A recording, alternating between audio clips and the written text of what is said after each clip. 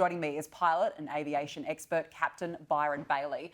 Thank you so much for joining us this evening, Byron, on the 10th anniversary. Now, in your column, which you wrote for Sky News Australia today, you said that the Australian government covered up the captain Zahari Shah's alleged role in the disappearance of the plane, deliberately avoiding a search of evidence that supported this murder-suicide theory. Why is that? Well, we have to go back to the beginning, that Tony Abbott, when he came clean in the 2020 documentary that Sky did, that he'd been told 4 days after the disappearance by the Malaysian Prime Minister that it was murder-suicide. And the Malaysian Prime Minister mentioned that the plane was obviously flown under pilot control across northern Malaysia up the Straits of Malacca to disappear. All the evidence pointed to a pilot being in control. The Australian Transport Safety Bureau at the start was planning a search based on this. Tony Abbott later admitted he wanted the search to be based on a pilot flying it as far as possible after fuel exhaustion. You can glide it for over 100 kilometres. I've done it in the Boeing 777 simulator twice. And what happened is, just as we thought everything was looking good, the Australian government, or some of them, interfered and blocked the search and said, they've invented an accident theory with no evidence. So the search then became based on a theory of an accident with no evidence. And for 3.5 years, we've been screaming, you're wrong, you're wrong. And they've been ignoring us. It meant the whole search was a fraud because all they had to do was go that little bit further south. I don't know if you can see that. Just hold it up a little bit more. Yeah. Yeah. But right at the bottom there is... If you just hold it up. This is, the green is the actual search area that they did. The white line is where us pilots have demonstrated in simulators that you can glide it. And just notice the little triangle just outside at the bottom. Yeah, this one here. Yeah, the little triangle. Yep. That's where we said they should search, and they refused. And Ocean Infinity... But why did they refuse? Ask them. But why would they? Why would they refuse, do you think? What would lead them to make that conclusion? They're trying to conceal the fact that the captain planned and committed this mass murder.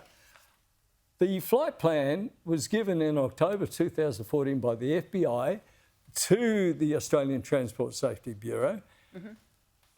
A colleague of mine was part of the search planning team, told me this. So when I wrote about it in the Australian, they denied it.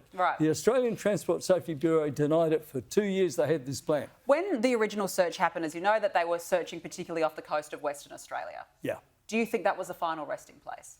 Well, actually, yes, definitely. All the evidence, the science is solid that the satellite ARCs, the hourly log-on requests, the last one, the 7th hourly one, which is that red magenta line there, that's the 6th one, and the 5th one's about here. That's solid evidence. So we know it crossed latitude 38 south, heading south at 8 o'clock in the morning. Right. So they were looking in that right area, is what you're saying? Sort of, but they only had to go a little bit further south. And instead, people like that idiot Dolan, who was running at the time with no aviation experience, said, our evidence says it's unlikely a pilot was in control. Right, OK. So we know this week that there's been some suggestions that the door has been left open to resume this search. Will it ever happen, do you think? Oh, yes, I think so. You think they'll go back? Because Ocean Infinity was briefed by a colleague of mine, Captain Simon Hardy, Boeing 777 guy like me, and he thought they were very willing to search in this area, and they were blocked from doing so by the Australian Transport Safety Bureau.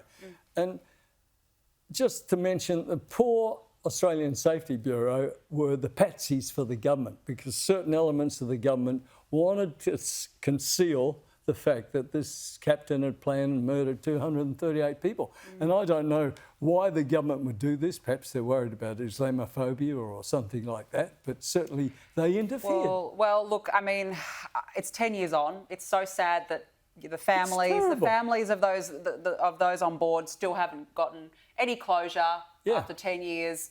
Nobody knows what's happened, but, you know, hopefully, eventually, if they do go back down, they will find something, fingers crossed. I wrote to the Prime Minister 3 days ago asking him to support the Malaysian government and saying that the Australian government wants to find MH370. All right. Well, look, it's a real tough one. Captain Byron Bailey, appreciate your insights this evening. Thank you so much for joining us on the program. Danica, most welcome.